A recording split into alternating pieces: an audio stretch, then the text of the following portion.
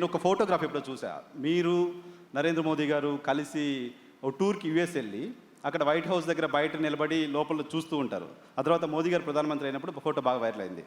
So మీరు మోడీ గారితో కలిసి ట్రావెల్ చేశారు, కలిసి ఒకే రూమ్లో ఉండుంటారు, కలిసి భోజనం చేసి ఉంటారు, కలిసి ట్రావెల్ చేసి ఉంటారు కదా. ఇప్పుడు మీరు క్యాబినెట్లో ఉన్నారు కదా, అప్పుడు ఏమని పిలిచేవారు మిమ్మల్ని? ఇప్పుడు ఆయన ఏమని పిలుస్తారు మిమ్మల్ని? అప్పుడు కిషన్ అనే పిలిచేవారు, ఇప్పుడు కూడా కిషన్ అనే పిలుస్తారు. ఎటువంటి రిలేషన్ ఉంటుంది? అప్పుడు ఆయన మేమందరము అమెరికాలో ముగ్గురం, అనంత్ కుమార్ గారు స్వర్గస్థులయ్యారు. కర్ణాటక అనంత్ కుమార్ గారు, నేను ఇక్కడ ప్రెసిడెంట్గా ఉన్నాను. గుజరాత్ ఆర్గనైజింగ్ సెక్రటరీగా నరేంద్ర మోడీ గారు ఉన్నప్పుడు 1994లో అద్వానీ గారు అమెరికా గవర్నమెంట్ ఆహ్వానం మేరకు మా ముగ్గురిని ఎంపిక చేయడం జరిగింది. ఒకరు ఆరపోయినప్పుడు 40 రోజులు మేము కలిసి ఉన్నాము. 40 రోజులు కూడా ఆయన 40 డేస్ 40 డేస్ అప్పుడు కూడా సంకొక క్లాత్ బ్యాగు, అవును చూసే, అందులో పుస్తకము పెన్ను పెట్టుకునే తిరిగేవాళ్ళు. అప్పుడు కూడా పెన్ను లేకుండా తిరుగుతుండే మేము. ఓకే, కిందికి హోటల్ నుంచి కింది లాబీ దిగారంటే మేము 5 నిమిషాలు లేట్ వస్తుంటే ప్రతిరోజు మమ్మల్ని తిట్టేవారు. ఎందుకు? ఇండియా కాదు, ఇది అమెరికా. మనం డిసిప్లిన్గా ఉండాలి, ఫంక్షువాలిటీ ఉండాలా. మనము we are not representing Bharatiya Janata Party, we are representing India. అప్పుడు 40 సంవత్సరాల క్రితం అనేవారు. మనం భారతదేశాన్ని ప్రతినిధులు తప్ప భారతీయ జనతా పార్టీ ప్రతినిధులుగా ఇక్కడికి వచ్చిన తర్వాత ఎలాగ ఎంపిక జరిగినప్పుడు భారతీయ జనతా పార్టీ కావచ్చు, ఇప్పుడు మనం ఇండియా ప్రతినిధులము, మనం ఇండియాగా చూస్తారు అమెరికాలో. అన్ని విషయాల్లో జాగ్రత్తగా ఉండాలని అప్పుడే నేర్పేవాళ్ళు. ఆ రకంగా అప్పటి నుంచి ఆయన ఆ రకమైనటువంటి ఆలోచనతో ఉన్నటువంటి వ్యక్తి. సో ఇప్పుడు ఆ ఇంటిమసీ ఉందా? కాస్త ఆ ఇంటిమసీతో, అప్పుడున్న పరిచయంతో మాకు ఇంకొంచెం ఏమైనా ఎక్కువ ఉంటుందా తెలంగాణ బయట? ఎవ్రీ వెడ్నెస్డే ఫంక్షువల్గా ఎవ్రీ వెడ్నెస్డే 11 o'clock మా క్యాబినెట్ మీటింగ్ జరుగుతుంది.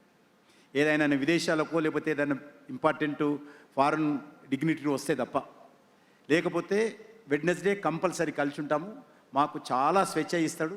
క్యాబినెట్లో ఏ విషయమైనా మాట్లాడవచ్చు.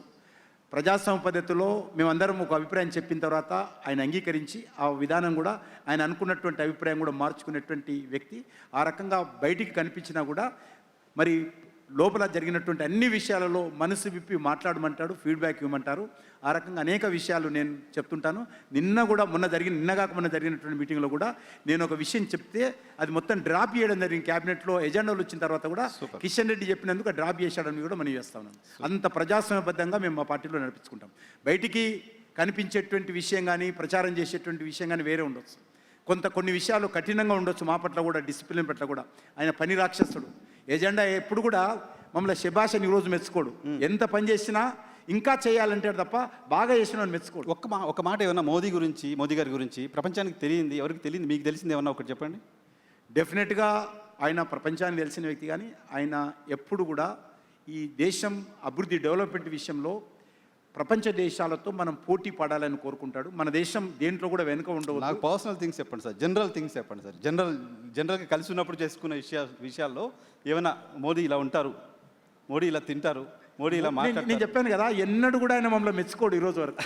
ఓకే, ఎంత పని చేసినా కూడా మెచ్చుకోడని చెప్పాను. అదే పని. ఇప్పుడు కూడా అప్రిషియేషన్ ఉండదు. శభాష్ అన్నాడు, ఇంకా చేయాలంటాడు. నువ్వు తప్పు చేసినావో చాలా చేయాలి, ఇంకా చేయాలి.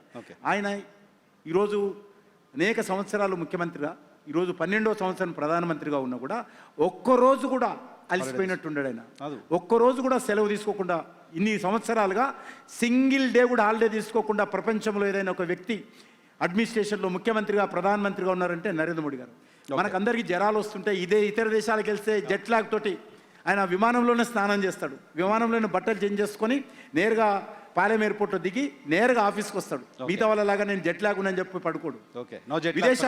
విదేశాల్లో కూడా స్నానం చేసి నేరుగా విదేశాల ఫారెన్ డిగ్నిటీ తోటి మీటింగ్కి వెళ్తాడు ఆయన. అంత కమిట్మెంట్తో పనిచేస్తున్నటువంటి వ్యక్తి.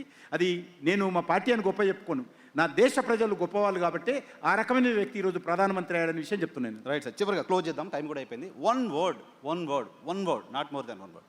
భారతీయ జనతా పార్టీకి ఎందుకు ఓట్లు వేయాలి తెలంగాణ ప్రజలు? 1 word. ఒకటే విషయం, చివరి విషయం చెప్తాను నేను.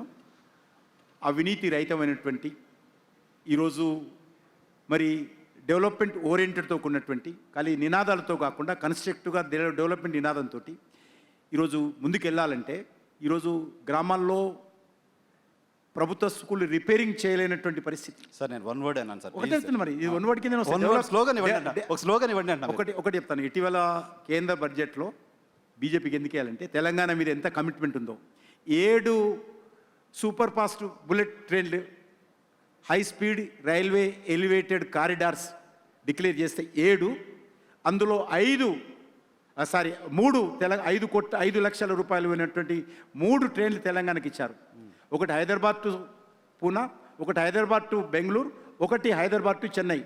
5 లక్షల కోట్ల విలువైనటువంటి 3 ట్రైన్లు తెలంగాణకి ఇచ్చారు. తెలంగాణ మీద నరేంద్ర మోడీ గారి అభిమానం ఎట్లుందో కాబట్టి తెలంగాణలో భారతీయ జనతా పార్టీ గెలిస్తే ఇంకా లాభం జరుగుతుంది అనేది నా అభిప్రాయం. తెలంగాణ అభివృద్ధి కోసం మోదీకి ఓటేయండి. Definitely, 100%. సో మీ స్లోగన్ నాకు అర్థమైంది. That is the slogan. Right sir, thank you.